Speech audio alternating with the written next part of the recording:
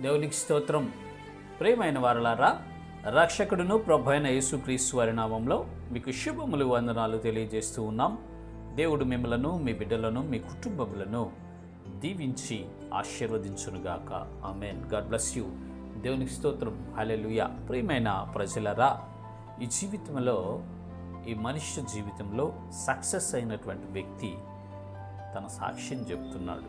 ఎందుకు ఆయన సక్సెస్ అయ్యాడంటే, ఎందుకు ఆయన విజయాన్ని పొందుకున్నాడంటే, ఎందుకు ఆ వ్యక్తి సాధారణమైనటువంటి స్థితిలో నుంచి, సామాన్యమైనటువంటి స్థితిలో నుంచి ఒక రాజై, చక్రవర్తి, తరతరాలు తన వంశము దీవించబడి ఆశీర్వదించబడిందంటే, ఇప్పటికీ కూడా ఆ వంశము ఆశీర్వాదకరంగా మార్చబడి ఉండటానికి కారణం ఏంటో మనకు అతను సాక్ష్యంగా తెలియజేస్తున్నాడు. చూద్దాము లేఖన భాగము.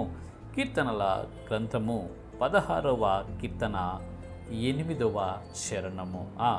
సదాకాలము యెహోవా యందు నా గురి నిలుపుచున్నాను. దేవునికి స్తోత్రం. హల్లెలూయా.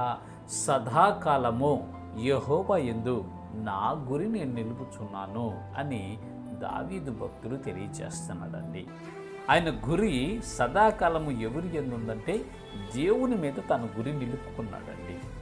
దేవుని మీద దావీదు భక్తుడు తన గురి నిలుపుకున్నాడు కాబట్టి సదాకాలము చివరి వరకు, మరణించే వరకు తన జీవితంలో గొప్ప సక్సెస్ చూశాడు. తన జీవితంలో ఎన్నో విజయాలు సాధించాడు. అద్భుత ఆశ్చర్య కార్యాలు జరిగింపచేశాడు. యుద్ధ వీరుడుగా, రాజ్య పరిపాలనా దక్షుడిగా, రాజుగా, చక్రవర్తిగా, సామ్రాట్టుగా విరజిల్లేడండి. వైభవేపేతంగా అతను బ్రతికినట్లు మనము చూస్తాం. దాని అంతటికి కారణం ఏంటంటే, ఆయన గురి దేవుని మీద నిలుపుకున్నాడు. ఓ ప్రియమైన సహోదరి, సహోదరుడా, నీ గురి ఎవరి మీద నిలుపుకుంటున్నావు? నీ ముందు వెళ్ళినటువంటి మనుషుడి మీద నువ్వు నిలుపుకుంటున్నావా? నీ పొరుగు ఇంటి వారి మీద, ఎదురింటి వారి మీద నీ గురి నిలుపుకుంటున్నావా?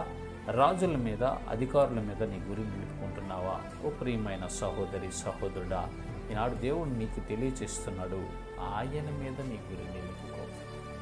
దేవుని యందు నీవు గురి నిలుపుకోగలిగితే, దేవుని మీద నీ మనస్సును ఉంచుకోగలిగితే, నీ జీవితము గొప్ప సక్సెస్గా మార్చబడింది. ఇప్పటి వరకు నీ జీవితంలో సక్సెస్లు రాకుండా ఫెయిల్యూర్స్ వస్తున్నాయి అంటే, నీ గురి మనుషుల మీద నిలుపుకున్నావు. నీ గురి మనుషులు ఎందుంది కాబట్టి నీకు సక్సెస్ అనేది రావట్లేదు. ప్రియమైన దేవుని పిల్లారా, దయచేసి గమనించండి.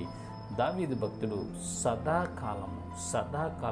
సదాకాలము దేవుని మీద గురి నిలుపుకున్నాడండి.